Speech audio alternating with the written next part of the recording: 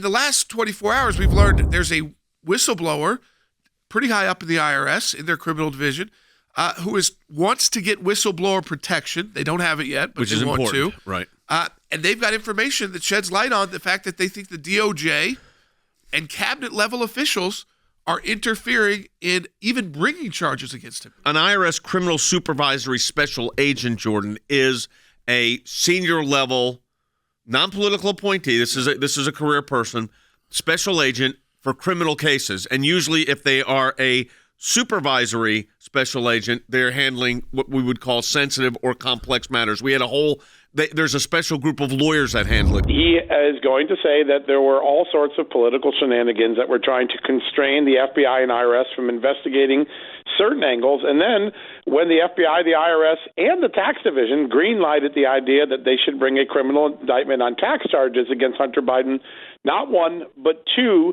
political appointees, one in one U.S. Attorney's office, the other in another U.S. Attorney's office, declined to bring those charges over the recommendations of the investigators and the green lighting of the tax division, which is unusual. So he has documents, he has contemporaneous memos, he attended many of the key meetings, and it sounds like he doesn't like to see political inferences in a decision that should be made on the law. It's serious because, again, you only learn in these kind of situations when there's ongoing investigations, right? When you've got people like this, and I know people said, what is going on here? Why is this taking so long?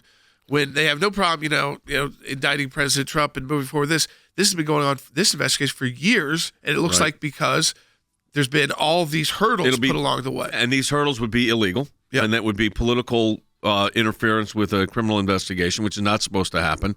So we'll see. I mean, I think good reporting from John Solomon, and Mark Little is a very well-respected lawyer with a very large firm. I think that's important for you to point out, too. Big law firm, one of the most prestigious law firms in the United States, and he's a whistleblower expert. The first approach to Congress and to the Treasury Inspector General was in December. It was made clear then that this involves the Hunter Biden case. It involves the U.S. Attorney in Delaware, Weiss.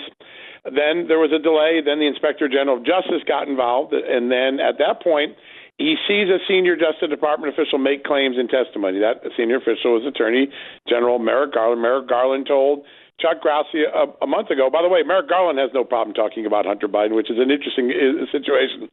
But he said, I assure you that the prosecutor, Weiss, has all of the power and authority to bring a charge anywhere he wants to bring it.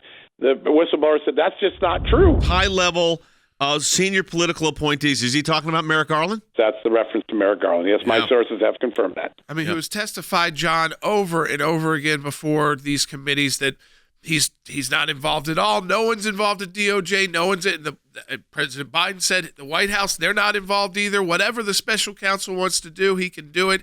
This would directly contradict that and show what this whistleblower is proposing is total meddling within the investigation into Hunter Biden. Time will tell in one sense because he'll get protectee status, I think that's for sure, and then can discuss his claims. He's not even given all of the information to his lawyer because he doesn't have that status right now, and disclosure of tax return information is actually a crime. So he's being protective there. But I do need to reiterate this, Jordan, and this is where our government oversight project comes in and our expertise in doing this. The lawyer representing the whistleblower, Mark Little, is probably the most prominent whistleblower counsel in the United States. And he's with a very prestigious, Nixon Peabody is a very prestigious law firm. So this is not some political show going on here. This is for real.